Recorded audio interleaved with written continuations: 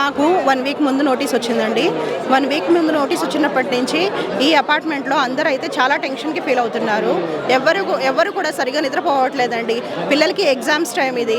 So ఇంట్లో parents పడుతున్నటువంటి ఈ మానసిక ఇబ్బందిని చూసి పిల్లలు కూడా వాళ్ళు కూడా లోపల చాలా ఇబ్బంది పడుతున్నారండి.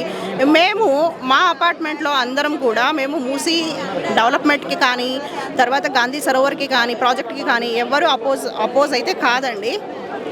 ఇక్కడ గాంధీ సరోవర్ పేరుతో మీరు ఇక్కడ జాయింట్ విల్ పెట్టి, తర్వాత గాంధీ స్టాచ్యూ పెట్టి, జాయింట్ విల్ పెట్టి, ఆయన కోసం ఒక పార్క్ కట్టి, ఎక్కడో విదేశాల నుంచి వచ్చే వాళ్ళని సంతోషపరచాలని చెప్పి ఇక్కడ లోకల్గా ఉన్న పీపుల్ని ఇబ్బంది పెట్టడం ఏమీ బాగాలేదండి. మావి మిడిల్ క్లాస్ బతుకులండి. నేను ఒకటే క్వశ్చన్ అడుగుతున్నారు సీఎం గారు, మిడిల్ క్లాస్ బతుకులు అంటే మీకు అంత చులకనగా కనిపిస్తున్నాయా? మిడిల్ క్లాస్ ఫ్యామిలీ అంటే, మిడిల్ క్లాస్ జనాలు అంటే మీకు మీ కాళ్ళ కింద చెప్పులు లెక్కనా అనేదే నా క్వశ్చన్.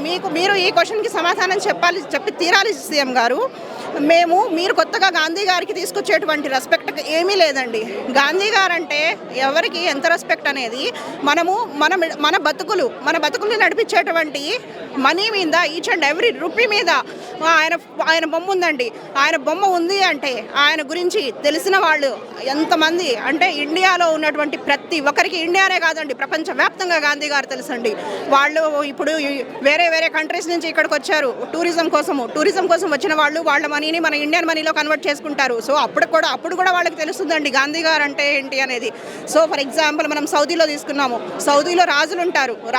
వాళ్ళ రాజ్యాలు ఉంటాయి. రాజు మారితే వాళ్ళ కరెన్సీ మీద రాజు యొక్క బొమ్మ మారుతుంది. కానీ మనకి గాంధీ గారు ఒక్కళ్ళే. గాంధీ గారి బొమ్మ మన మనీ మీద ఉంటుంది అంటే, గాంధీ గారి బొమ్మ మన మనీ మీద ఉంది అంటే ఆయనకి ఇండియాలో ఎంత రెస్పెక్ట్ ఉంది అనేది ప్రతి ఒక్కరికి తెలుసు. మీరు కొత్తగా వచ్చి చూపించాల్సింది చేయాల్సింది ఏమీ లేదు. సో మీకు అంత రెస్పెక్ట్గా ఉంది అంటే మీరు ఒక ప్రైమ్ లొకేషన్ చూసుకొని ఆయన విగ్రహం పెట్టుకోండి.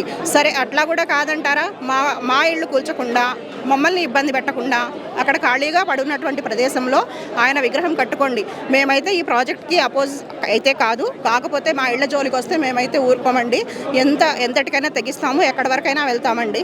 మమ్మల్ని చంపి మా శవాల మీద, మా పిల్లల శవాల మీద మీరు ఆ గాంధీ గారి బొమ్మనైతే కట్టుకోండి.